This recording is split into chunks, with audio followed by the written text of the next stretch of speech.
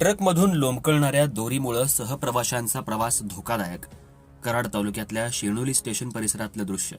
Truck चालकांनी आपल्या वाहनांची काळजी घेणं गरजेचं.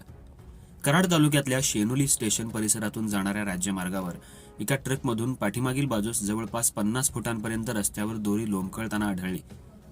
या ट्रक चालकाच्या निष्काळजीपणामुळे आणि रस्त्यावरून प्रवास करणाऱ्या सहप्रवाशांचा प्रवास देखील धोकादायक बनला. या ट्रकच्या पाठीमागील भागाचं बारकाईनं निरीक्षण केलं असता या ट्रकला नंबर प्लेट नसल्याचं आढळून आलं. परंतु या ट्रकची एकंदरीत बांधणी लक्षात घेता हा ट्रक परराज्यातला असल्याचं दिसून येतं.